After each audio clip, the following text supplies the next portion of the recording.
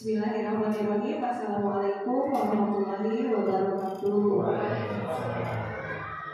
Puji dan syukur kita panjatkan kehadiran Ilahi yang pada hari ini, hari Kamis tanggal 15 Agustus 2024, kita masih diberikan kesempatan untuk bisa hadir di SMK Cibungur dalam kegiatan diseminasi budaya positif. Saya ucapkan terima kasih kepada rekan-rekan Bapak Ibu guru, Bapak Kepala Sekolah yang telah memberikan waktu dan kesempatannya menyempatkan untuk di sini hadir di sini menyimak. Nanti akan saya menyampaikan materi terkait budaya positif ya.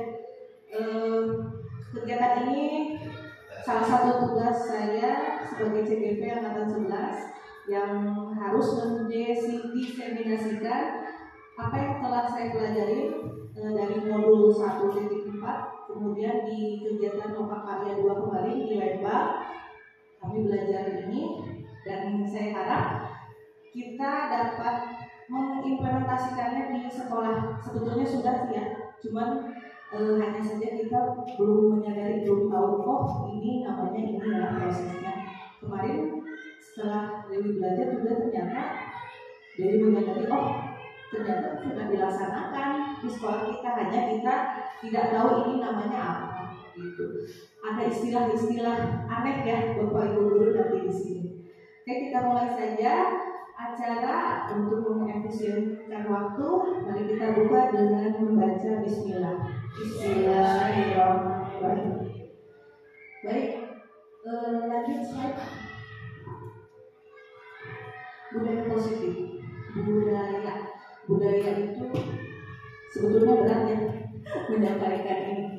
Budaya positif merupakan perwujudan dari nilai-nilai atau keyakinan universal yang diterapkan di sekolah. Budaya positif di sekolah tidak dapat diciptakan secara instan. Dalam penerapan budaya positif diperlukan tuntunan dan teladan dari seorang guru. Lagi-lagi guru ya. Guru harus menjadi contoh yang baik bagi murid sehingga mereka memiliki kesadaran untuk mengikuti apa yang dilakukan oleh guru. Budaya positif itu meliputi 5 hal, sebetulnya 6, tapi yang digarisbawahi di sini 5, yaitu ada konsep disiplin positif, keyakinan kelas, pemenuhan 5 kebutuhan dasar manusia, 5 posisi kontrol guru, dan segitiga restitusi. Di sini ada yang satu tidak termasuk, tidak dimasukkan gitu ya. Yang pertama itu adalah perubahan paradigma pembelajaran, di mana sekarang sedang gencar dilaksanakan kurikulum Merdeka. Ada kemarin yang kebetulan mungkin Bu Nining, Pak Asep, sama Pak Eko sedang mengerjakan ya pembelajaran yang berdiferensiasi. Lanjut Pak Ipan. Nah, tadi kan terkait dengan budaya positif. Supaya dapat diterapkan di sekolah, kita harus tahu dulu arti dari disiplin diri. Nah, jadi keempat hal ini, kelima sama restitusi ya, mempengaruhi penerapan budaya positif pada siswa. Apa sih disiplin? Artinya mengendalikan diri dalam mengambil suatu tindakan agar sesuai dengan nilai-nilai kebajikan. Nilai kebajikan universal itu ada keadilan, keselamatan, tanggung jawab, syukur, berprinsip, integritas, kesehatan, keamanan, kebersihan juga termasuk ya. Ini adalah nilai-nilai kebajikan universal. Nah, untuk bisa menerapkan disiplin diri, kita harus tahu dulu 5 kebutuhan dasar pada manusia. Jadi suatu tindakan itu pasti ada alasannya. Kenapa anak melakukan tindakan tersebut? Ini berdasarkan pada 5 kebutuhan dasar manusia. Jangankan anak atau murid ya, kita juga guru melakukan suatu tindakan karena berdasarkan ini kebutuhan dasar manusia. Lalu ada 5 posisi kontrol guru. Ini bagaimana cara menghadapi siswa yang mengalami kendala atau masalah. Lalu motivasi diri. Ini saling terkait hingga menjadi disiplin diri. Disiplin diri menjadi tonggak utama dari terciptanya budaya positif di sekolah. Next ya.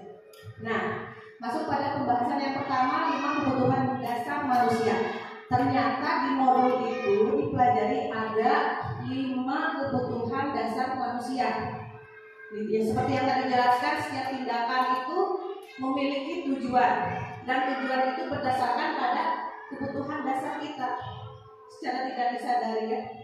Kebutuhan dasar manusia itu harus dipenuhi. Apabila tidak dipenuhi, maka mengeluarkan tindakan yang bertentangan dengan nilai-nilai kebajikan. Nah, 5 kebutuhan dasar manusia itu apa saja? Yang pertama, kebutuhan untuk bertahan hidup. Yang kedua, kasih sayang. Yang ketiga, kebebasan. Keempat, kesenangan. Dan 5, penguasaan. Ketika seorang murid melakukan suatu perbuatan yang bertentangan ya dengan nilai kebajikan, sebenarnya dikarenakan mereka itu gagal memenuhi kebutuhan dasar mereka, bisa di rumah atau di kelas juga bisa. Ada pernah ibu bapak yang menemukan kasus muridnya melakukan suatu tindakan atau perilaku yang bullying misalnya ya. Pernah ada ibu bapak punya pengalaman tidak? Pernah ada. Gimana Bu Ayu?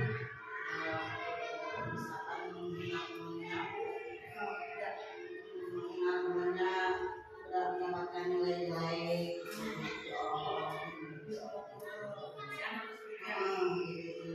kamu nilainya jelek. Terus pada saat si anak tersebut mengolok-olok temannya, apa yang ibu lakukan?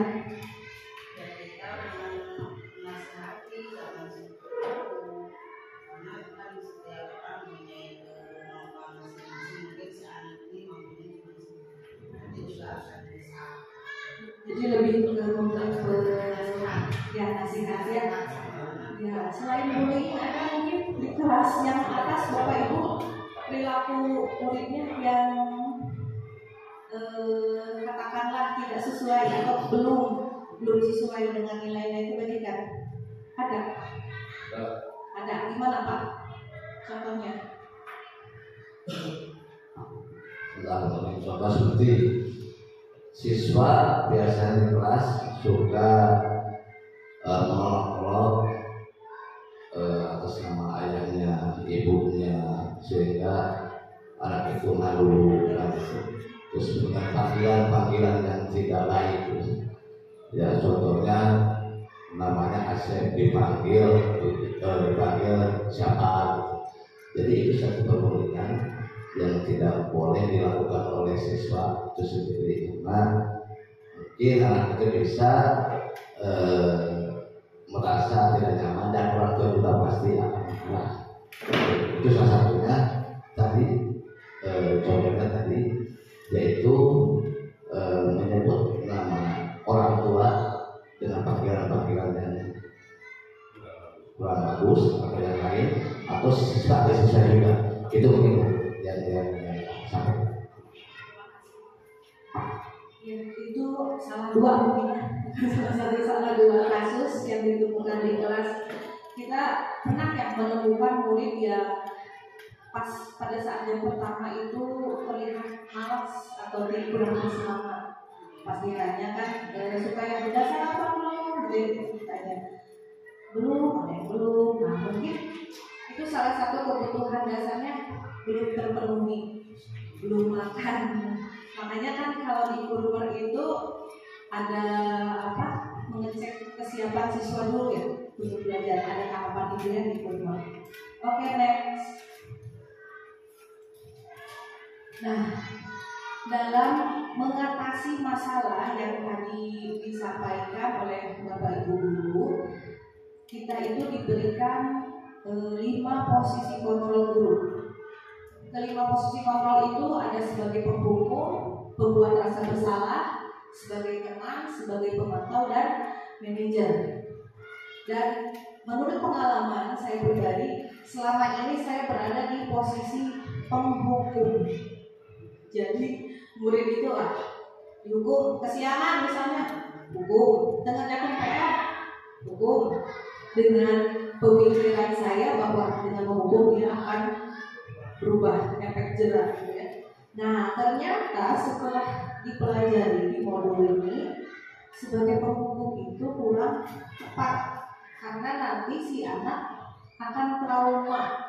Kemudian dia hanya melaksanakannya itu karena takut, ya terpaksa, bukan dari motivasi internal atau dirinya sendiri. Yang paling baik di antara 5 ini yaitu sebagai manajer. Kita sebagai manajer. Jadi kalau manajer itu kita bersama dengan murid untuk mencari solusi. Apa sih yang harus dilakukan jika kita sudah membuat kesalahan, dengan catatan tanpa menyakiti atau merendahkan si murid. Nah, posisi manajer. Kalau pembuat rasa bersalah, ini juga ya kasihan, tertekan ya, jadi si anaknya jadi kepikiran. Ya, sebagai teman juga terlalu kurang ini ya kita. Ya, kurang ada di bawah. Sebagai pemantau juga berat. Jadi lebih efisien, lebih efektif yaitu sebagai manajer. Nah, di sini ada ciri-cirinya perilaku kontrol negatif. Sebagai penghukum biasanya guru itu kasar dengan intonasi yang agak tinggi, menghati kadang menunjuk ya, kamu ini gitu ya, marah-marah gitu. Kemudian pembuat rasa bersalah biasanya dengan agak lembut tapi menyudutkan, betul. Misalnya ibu kecewa sama kamu, itu pikiran si anak. Kemudian sebagai teman membuat alasan-alasan untuk muridnya, tetapi dengan sebagai teman si anak ini jadi bergantung sama guru. Kan dibantu ya sama gurunya untuk mencari solusi. Ketika dilepas berarti kurang mandiri. Nah, sebagai pemantau ini menghitung dan mengukur. Misalnya di buku jurnal harian, wah ini Pak Eko melakukan kesalahan, tulis 1. Besoknya kesalahan lagi, tulis 2. Itu sama. Iya, ya betul. Kemudian kalau manajer ini sudah lengkap semua. Jadi memperhatikan iya, bertanya iya, memberi solusi juga iya. Kalau ibu bapak ada di posisi mana? Selama ini sebagai apa? Pak Asep sebagai apa? Bening sebagai apa? Hukum bisa ya. Karena kita belum tahu ya. Fleksibel ya. Bisa menurut ya. Kalau yang Pak Ida, biasanya kelas tinggi kita hukum ya. Hukum ya, setuju ya. Kalau kelas tinggi kita biasanya hukum, betul, setuju saya juga. Pak Eko. Posisinya dari mana Pak Eko? Kalau posisi Pak Eko selama ini yang sudah dipraktekkan dari mana? Penghukumnya. Rata-rata Pak Asep nih. Kelas atas biasanya. Dia kelas atas biasanya Sama penghukum. penghukum. Kalau Pak Ujang di guru bidang gimana nih? Mau juga boleh penghukumannya. Kalau misalnya kita salah tidak boleh kan. Ya. Mau juga sesuai dengan bagaimana kesalahannya. Jadi sebagai penghukum tapi disesuaikan dengan jenis kesalahannya.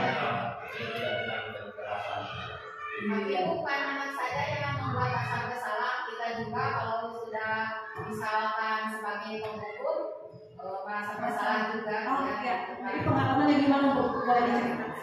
Ya, misalkan kan kita supaya anak-anak menurut, kita bisa menjadi guru sebagai penghukum supaya anak-anak itu merasa bersalah. Tetapi kita juga kalau dipikir-pikir gitu kan, apalagi kalau perkataan kita ada yang misalkan menyudutkan atau memojokkan anak, dipikir-pikir bisa membuat diri kita juga membuat rasa bersalah untuk anak-anak. kita juga.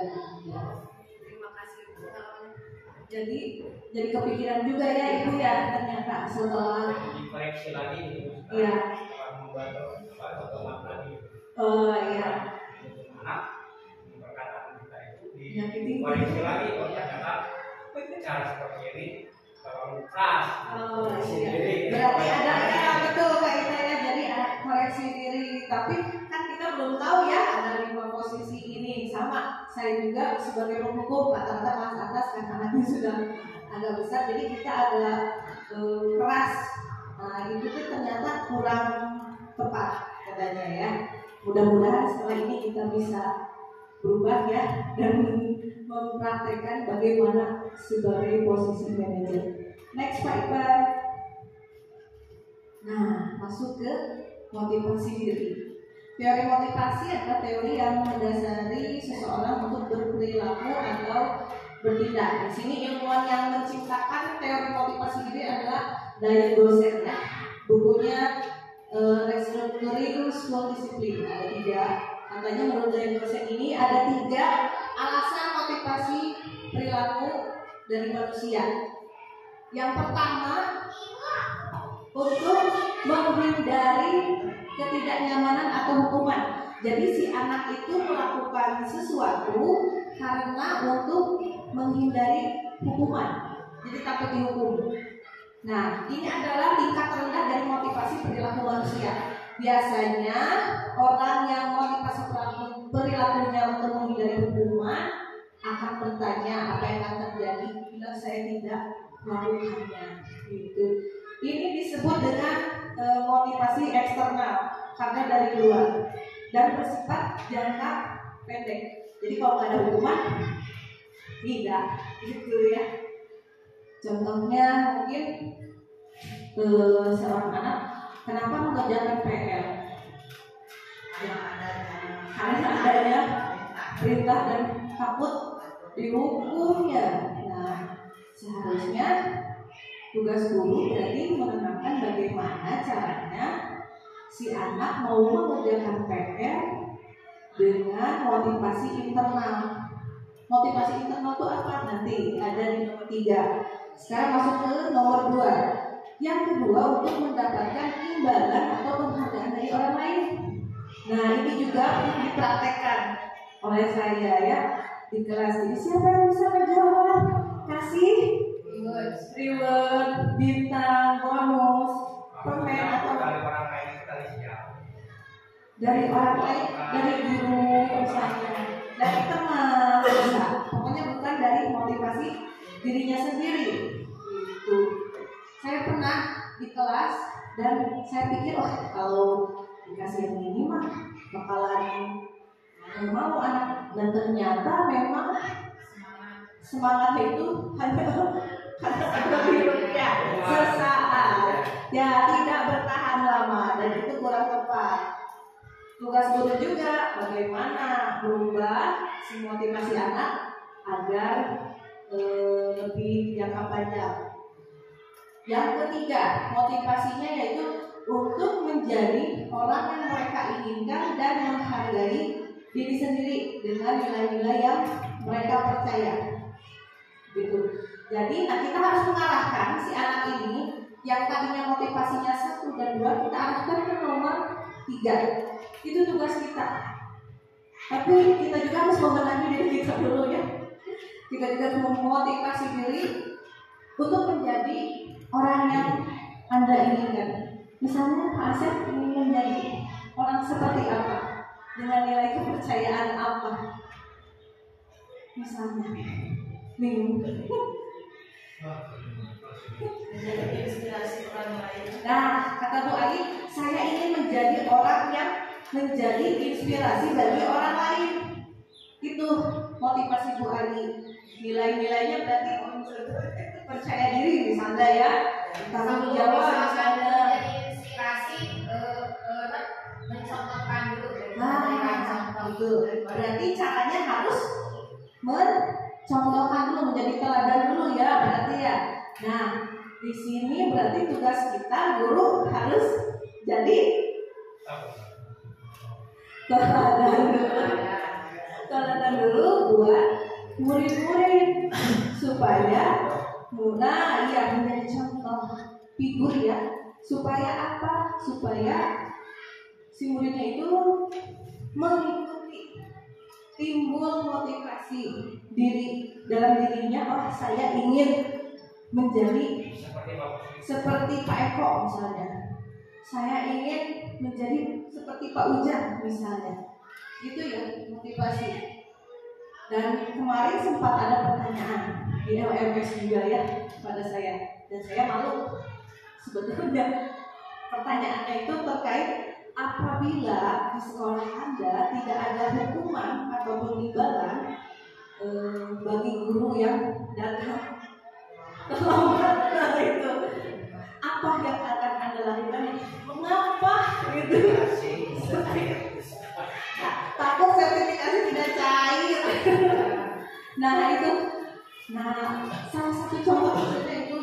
Tapi dan kita jauh ya, karena saya jauh, ya jauh terkendala.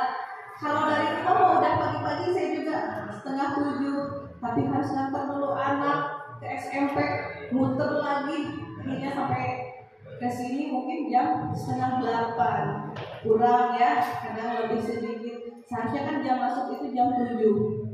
Nah, saya juga masih terpukul dengan itu. Terus belum bisa saya, belum sampai gitu. Iya, belum bisa. Saya belum bisa, mungkin masih. Ya. Nah, saya yang bukan ini ya, ini buat sharing juga di sini kan, buat sharing. Kita ingin tahu motivasi. Saya lihat tuh Bu Nining ya, Bu Nining itu kayak jadi penjaga kunci gerbang ya Bu. Kuncen yang ngebukain sama yang nutupin pintu.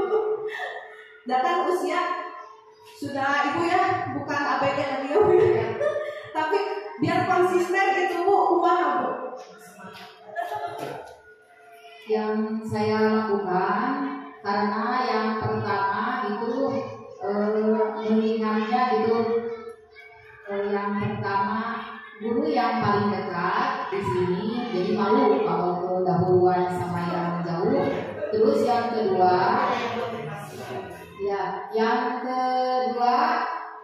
tanggung jawab, merasa bersalah kalau itu juga kalau meninggalkan anak itu merasa terpaksa gitu Bu, karena merasa bersalah gitu kalau meninggalkan anak gitu kan. Berarti sudah ada ya motivasi internalnya sudah ada ini. Kalau untuk saya acungkan topi, bukan topi apa ya, kepada senior saya ya Pak Inta, sekarang sedang di fase menikmati ya Pak. Kebayang dulu Pak katanya naik rakit ya, saya naik sekali aja kapok. Kecegat eceng ini tiap hari berapa tahun Pak Inta? Boleh diceritakan pengalamannya dulu waktu tahun 97 ya, 2000 waktu perahu itu sekitar tahun 98-99. Dulu itu naik dari daerah Cijawe, naik kadang-kadang dari Cibogo, naik perahu ya sekitar 1 jam kurang seperempat lah nyampe ke pinggir air di sana. Itu ya. Aja ya Pak, 1 jam seperempat. Ya, 1 jam seperempat itu. Nah itu sampai ke sekolah, udah sampai ke sekolah itu begitu mau masuk ke kelas yang punya capek. Lelah sebelum memberikan pelajaran itu udah lelah waktu dulu sebelum ada jalan yang darat ya, darat. Kemudian waktu yang kesininya udah ada jalan tahun 2002 kalau misalnya pemilihan Bapak Presiden Soeharto yang terakhir itu pembuatan jalan baru dari Pasir Kucing ke Ciloa. Dari Pasir Kucing ke Ciloa begitu kan masih jalannya juga masih tanah ya batu. Ini banyak yang terprosok. Waktu itu bahkan sampai ke jurang berwahangan. Sampai itu untuk waktu dulu tahun 2021 itu udah ada jalan ke darat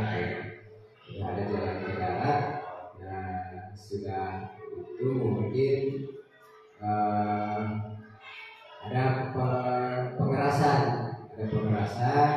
ya udah ada pengerasan juga. Jembatan belum dibangun, itu masih pohon kelapa jembatannya ya masih pohon kelapa. Bahkan kalau jembatannya reyok jalan itu jembatan itu takut ya takut ambruk reyok gitu. Itu waktu tahun ya sekitar tahun 2003 ya kesini sampai sekarang di jembatan itu dipermanen. Motivasi Bapak tuh bisa melewati semua itu, Pak. Bapak bisa sampai saat ini bisa melewati itu. Apa motivasinya? Apakah takut dihukum atau kesadaran sendiri atau apa? Motivasinya mungkin itu merasa punya tanggung jawab diri aja untuk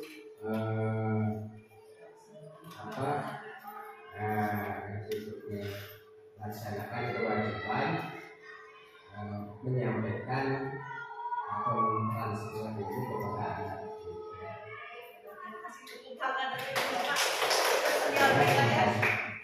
Luar biasa Pak, makanya sekarang tinggal menikmatinya ya Pak. Pasti lelah ya Pak. Berapa puluh tahun Pak? 27 tahun. Luar biasa Pak. Saya ingat baru 4 tahun sudah keluar dengan padahal sudah bagus jalan ya Pak. Lewat air kapok saya dulu waktu sama Pak Ujang ya, pokoknya kita perahunya mati kena eceng. Aduh, nggak mau lagi saya. Kemudian, nah ini yang menarik lagi, ada Pak Ustadz Pak Ujang. Kenapa setiap saya kesini tuh motornya sudah parkir di depan? Kira-kira apa yang menjadi motivasi Pak Ujang?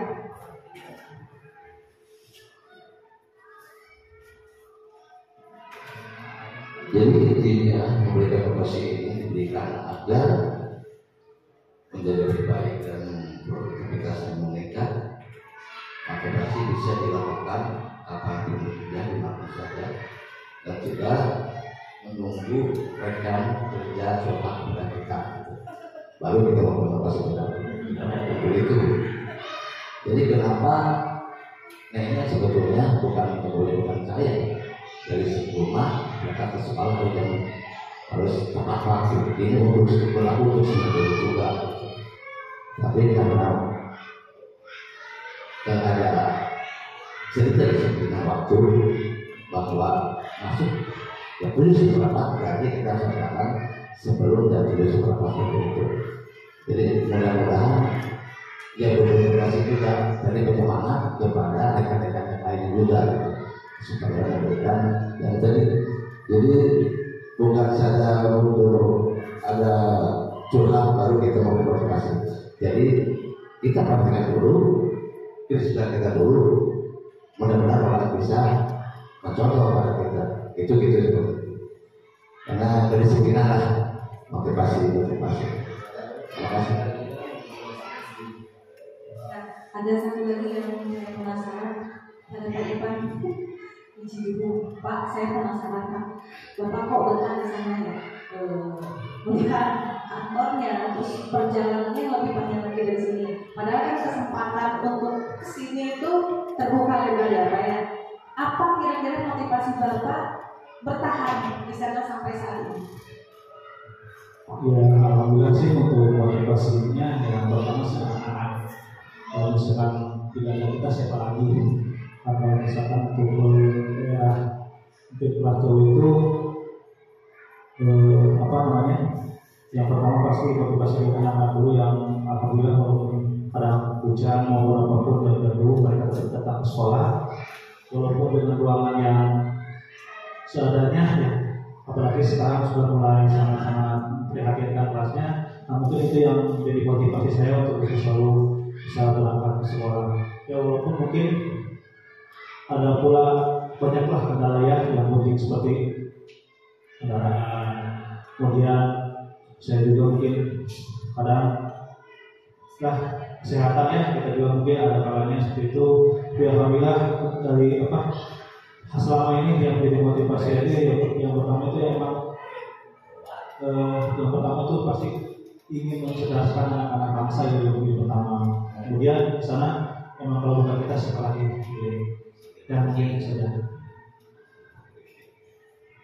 Jadi dari kesimpulannya nilai-nilai kebajikan sudah tertanam di Bapak Ibu semua ya. Motivasinya walaupun beragam, ada yang ya karena ini udah kewajiban seperti Pak Ita tadi bilang gitu. Terus kalau Pak Ujang yang kalau tidak kita yang memberi contoh siapa lagi seperti itu. Terus kalau Bu ini dari usaha dari gitu sama Pak Ita juga mungkin di sana lebih mengkhawatirkan kepada masa depan anak-anaknya ya.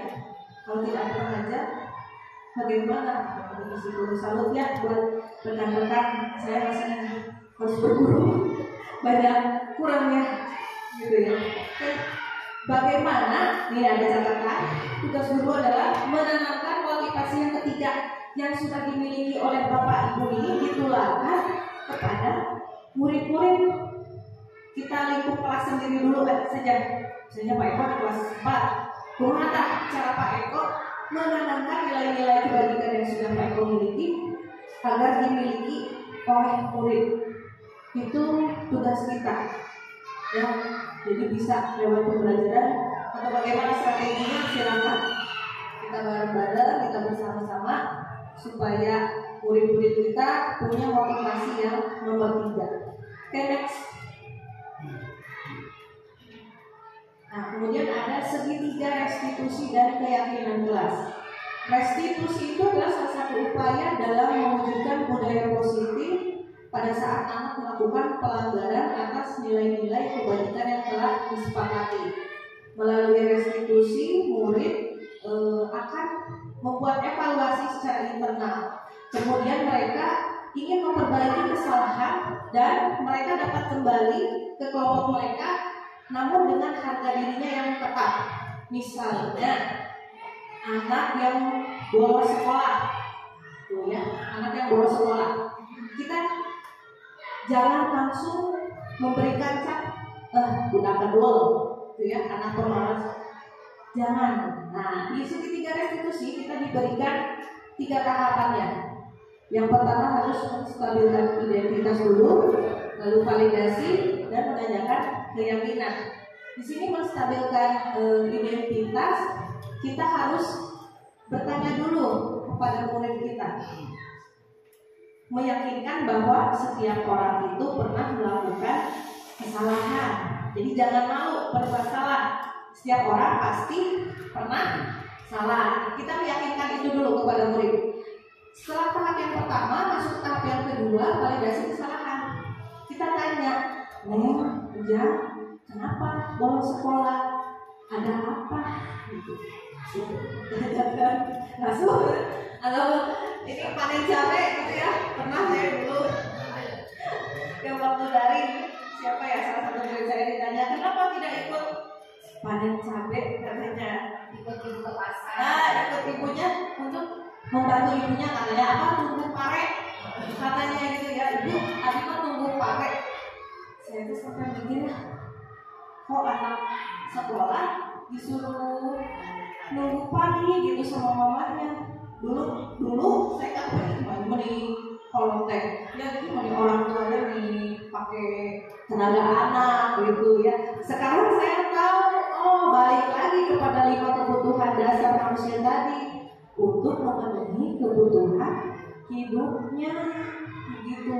Jadi kita bisa memaklumi ketika anak melakukan kesalahan. Setelah divalidasi, kita masuk ke tahap yang ketiga, menanyakan keyakinan. Nah, jadi kita itu dulu harus membuat keyakinan kelas. Sekarang mah di kurma ya, bikin keyakinan kesepakatan kelas. Nah, kita bikin keyakinan kelas yang berisi nilai-nilai kebajikan yang disepakati oleh kita dan murid. Misalnya membuang sampah pada tempatnya, bukan temannya ya, korek rumah temannya, buanglah sampah pada temannya, bukan ya, buanglah sampah pada tempatnya misalnya, atau berkata yang baik misalnya. Nah, kita itu harus menghindari kalimat-kalimat yang negatif. Tidak boleh mencolok-colok, itu dihindari. Kita ubah menjadi kalimat positif. Misalnya menjadi jagalah kebersihan tembok misalnya, seperti itu. Jadi kita harus merubah keyakinan kelas itu menjadi kalimat yang positif, mudah diingat. PR ya, saya juga baru tahu kemarin. Saya masih membuat kesepakatan kelas tidak makan minum saat belajar, tidak berlari-lari. Nah, itu kurang tepat ternyata. Harusnya dirubah menjadi kalimat yang positif. Kemudian segitiga restitusi ini memudahkan guru dan orang tua dalam melakukan proses restitusi, proses perbaikan. Jadi si murid itu pada saat kembali ke kelas atau ke teman-temannya, dia masih percaya diri walau sudah melakukan kesalahan karena dia sudah menyadari, oh berarti salah bos gitu. Next Pak Iman. Oke, kesimpulannya jadi yang tadi disampaikan, restitusi ini adalah upaya untuk mewujudkan budaya positif kita di sekolah. Melalui restitusi kita, ketika murid berbuat salah, guru akan menanggapi dengan cara yang bijak ya, lebih bijak, membuat kita guru lebih bijak pada intinya. Kemudian perlunya membuat keyakinan atau kesepakatan kelas untuk mewujudkan budaya positif. Dalam menciptakan budaya positif diperlukan kolaborasi, bukan hanya guru dan murid, tapi semua ya, siswanya iya, keluarga sekolahnya iya, orang tuanya apalagi harus ditekankan karena lebih banyak waktu di rumah. Kalau di rumah lama-lama bisa menjadi karakter. Kemudian pembiasaan ajaran agama. Alhamdulillah setiap Jumat ya Pak Ustadz ya, kita sudah ya melaksanakan budaya disiplin positif sehingga mempermudah terciptanya budaya positif di sekolah kita. Kemudian kita harus mengevaluasi sejauh mana sih pelaksanaan budaya positif kita di sekolah ini terlaksana. Lalu membuat slogan-slogan terkait budaya positif di area kelas. Jadi harus bikin seperti poster, gambar sebaiknya, idealnya seperti itu ya. Nah, untuk budaya positif sendiri di sekolah kita sudah melaksanakan apa budaya positifnya selain tadi yang dilaksanakan setiap hari Jumat agama itu sholat duha.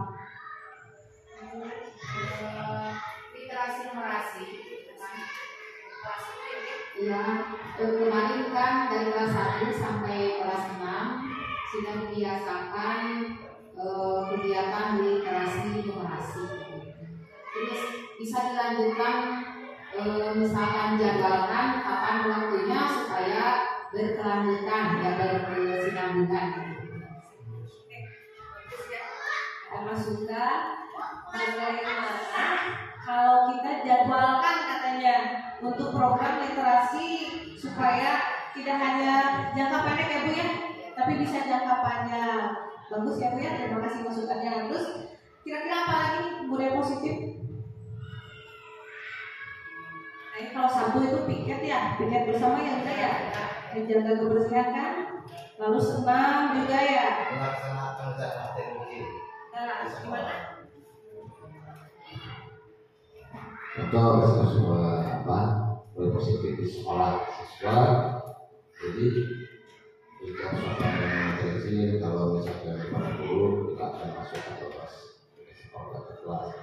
Terus budaya mengantri yang mana bisa masyarakat juga misalkan kalau di ekonomi daftar di puskesmas atau di keagamaan dalam cara melaksanakan wudhu gitu kan, dan wudhu jadi tidak saling dorong. Dan mereka nanti yang tidak melaksanakan kerja bakti rutin membersihkan sekolah itu boleh positif supaya tidak membuat sampah. Itu boleh positifnya. Nah, kalau sampah jangan sampai kita boleh bakti bersama-sama itu masuk ke disiplinan dan secara rutin. Jadi program supaya tidak sama-sama melakukan tempat sampah tapi tidak bersihkan malam. Jangan dibedakan.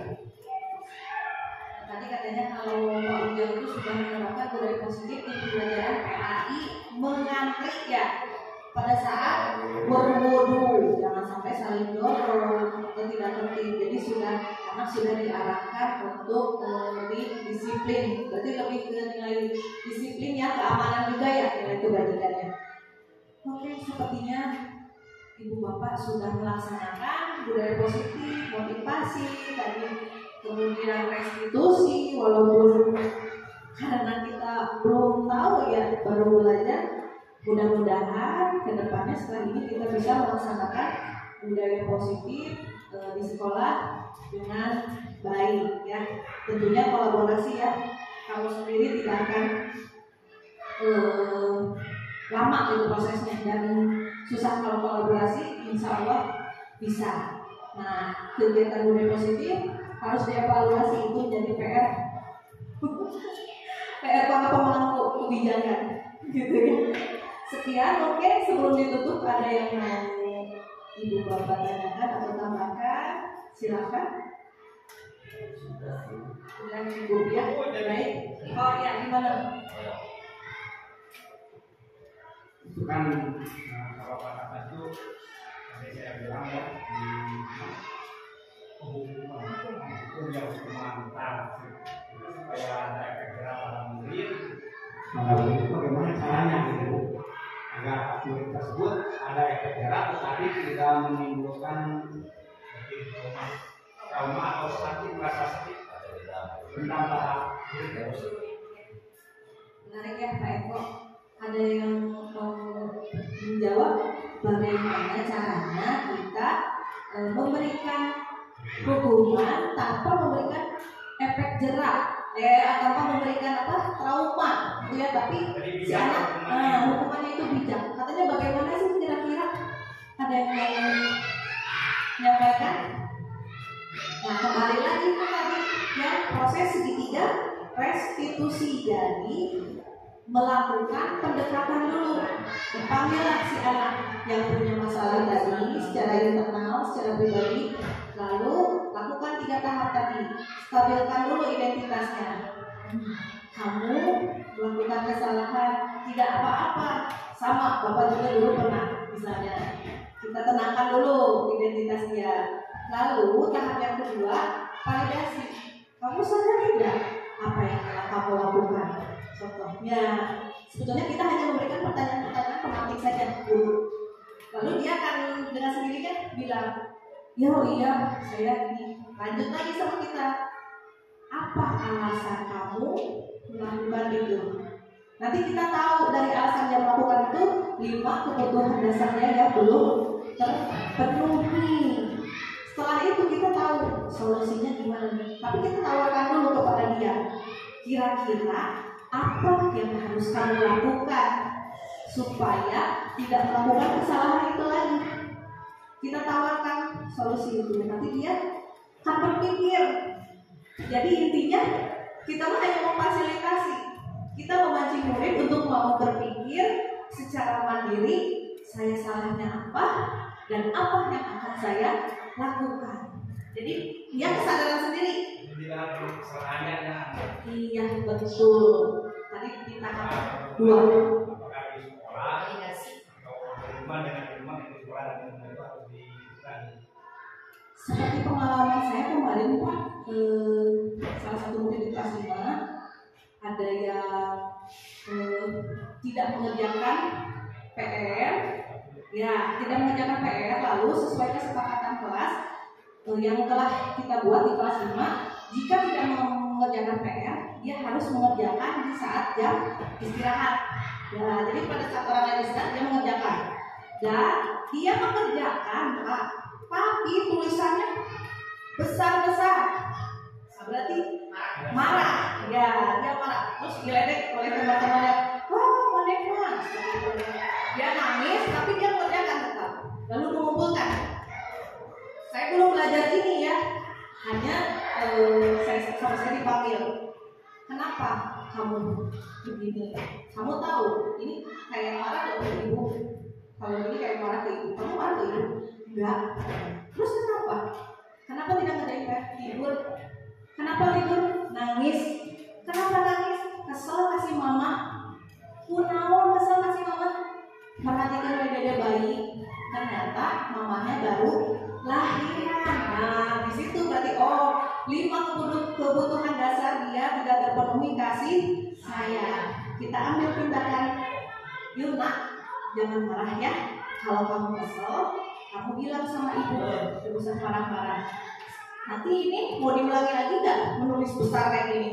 Wah bu, emang. Jadi kena kemana? Pada kerja, emang kamu ngambek dan hanya pada ngomong atau nyarios. Akhirnya dia dapat menyimpulkan sendiri, gitu. Itu real pengalaman terjadi. Jadi tidak boleh langsung mengkuliah sekolah. Ya, tidak. Dulu kita gitu ya, langsung berkat kayaknya langsung ngomongnya. Betul, lihat dulu alasannya tadi. Jadi kita bisa mencari solusinya. Mungkin ada yang mau menambahkan? Sudah cukup ya, sekian. Kita akhiri pertemuan hari ini, mudah-mudahan bisa memberikan manfaat buat kita semua, khususnya buat saya pribadi yang masih belajar. Semoga berkah. Kita sambung di lain waktu. Wassalamualaikum warahmatullahi wabarakatuh.